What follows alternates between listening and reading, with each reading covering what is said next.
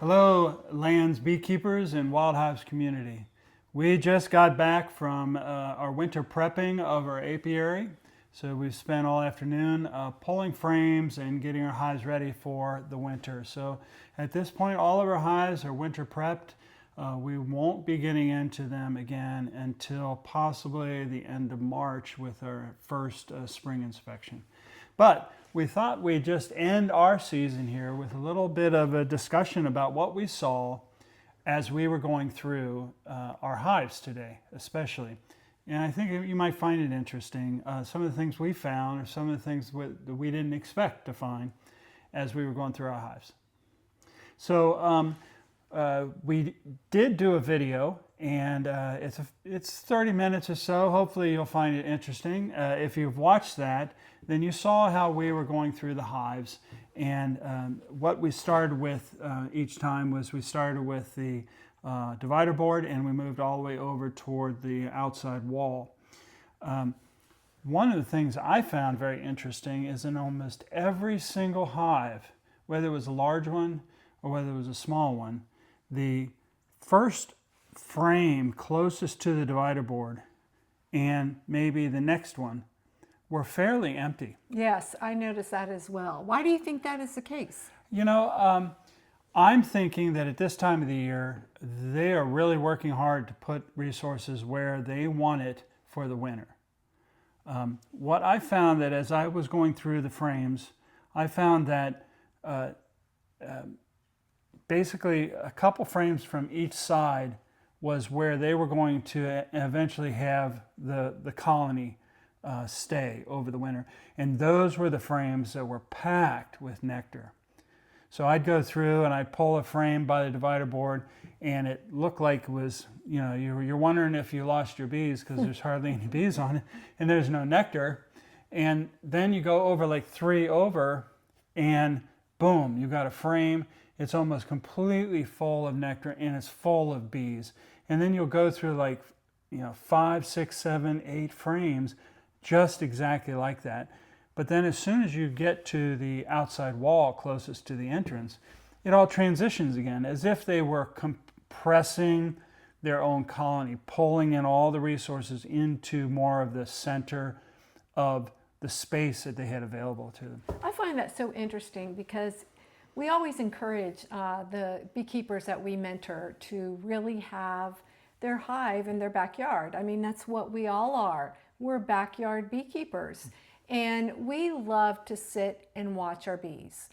You learn so much about them and about the rhythm of their lifestyle. And if you don't have them fairly close to your house to be able to see that, it's really kind of hard to know what is going on. I agree. And it's really, I think it's if you're a backyard beekeeper, especially somebody who doesn't feed or treat, who's really trying to use more of a natural beekeeping management practice, you may not be in your hives as often, and it's these kind of winter preps and times that you're sitting outside and watching your hives is where you are kind of learning the most about what you're doing with the bees and how the bees are acting. One interesting thing that I found as I was getting close to the entrance, so we just have the one entrance open on the one side, the frame that was totally against the wall often was empty. While in the summer, the frame against the wall right by the entrance was often full. So a total different behavior there. And in a lot of ways, they had to have uncapped honey on those frames, and they actually had to have moved it, which is really interesting that they're going to spend all that time and energy to move their resources, their food. I guess it's just like us canning or bottling and putting food into a root cellar or a storage area. So, but I also found that even if there was honey on the one by the wall, the one right in front of the entrance was always bare. It was always bare. I don't know why that is. I don't know why, if maybe to the bees, they think the entrance is kind of like the beginning of their colony, and then they move everything away from the entrance, which would make a lot of sense. In the winter, they don't want to be near the entrance.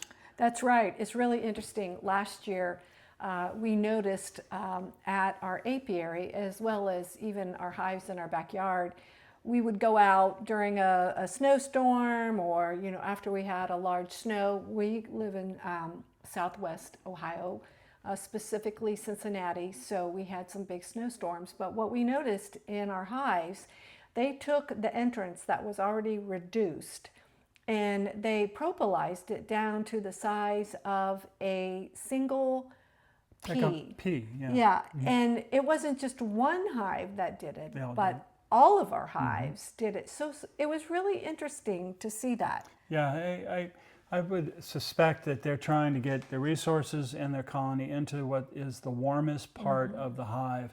And even though our hive is insulated, we know the bees don't try to warm the whole area.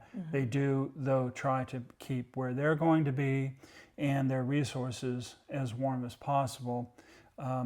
So, I hope that, you'll click with a little bit of what we're saying with looking into your own hives here and getting ready for the winter. I'm assuming that most of you, with the storms and stuff that are blowing across the United States here over the next few weeks, that you'll probably be spending time getting your hives ready for the winter. If you found anything interesting that's a little different than what we've been talking about and how your bees have been moving things, or if there's like a specific frame that you see that they're starting to really start using, like we saw, they're not going to use like the one against the wall or the one in front of the entrance. They're going to use like frame number 3 through like frame number 9 to really pack from top to bottom their resources.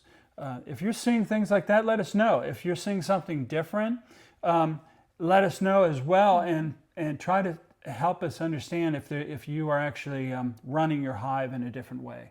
Maybe you do have upper ventilation. Maybe you are doing something different with your entrances that would actually cause the bees to act in a little different way than ours. I think that's a great point. We use more of a condensing style hive. It is not ventilated. Everything is fully insulated, one entrance. And one thing we noticed this fall when we winter prepped versus last fall, all the hives had all the honey that they needed. Since we do not feed or treat our bees, we leave, like we've explained in some of our previous winter prep videos, at least 2 full frames of honey on either side of the brood nest. And then there is a hand width of honey at the top of each brood nest. So we did not have to add any honey frames at all to any of our hives.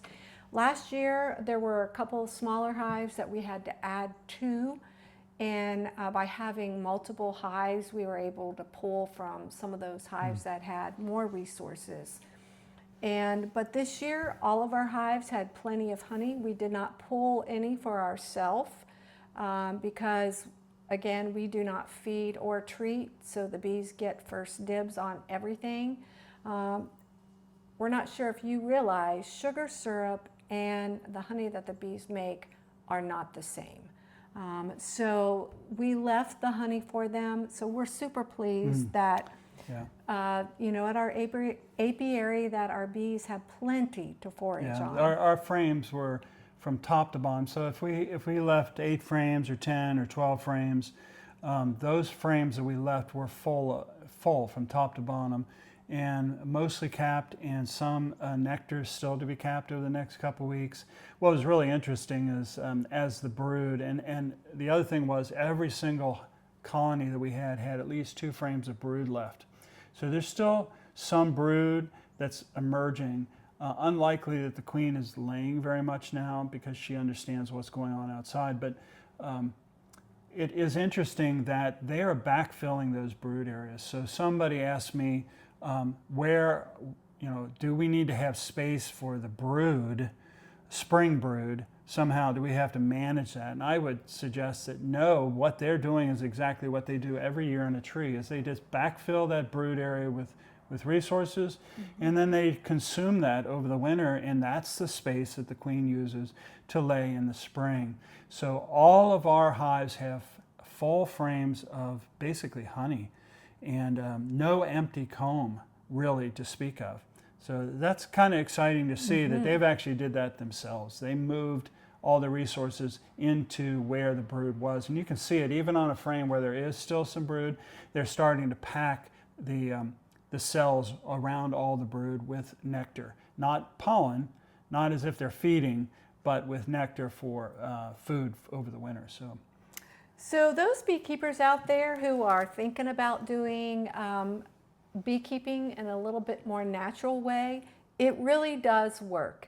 You know, we always start with the tree. How often do you hear that? We really don't. But you know, when we begin with the tree, we're really starting with the bee's natural home in the wild. Yes, and we hope you have exciting experiences while you're getting into your hives here over the next few weeks. Let us know things that you're seeing and let our community know that by posting some comments and things. We are also going to have a November Zoom meeting for our Wild Hives community. That's really anybody who has a Layen's hive that would like to join us. We'll have a different topic each month. It'll be at the middle of the month, and we'll be posting about that on Facebook, etc., in different ways that you'll see, and you'll be able to get the link to that meeting. So we hope you join us. We'll be excited to talk with you in this first meeting about how your fall went, your winter prep went, any particulars that we might learn or you might learn about with us talking together about that whole process. So I hope you had a great day today. We did. I hope you had a great day at your apiary, and we'll see you again on another video. Okay, thanks again. Bye. Bye-bye.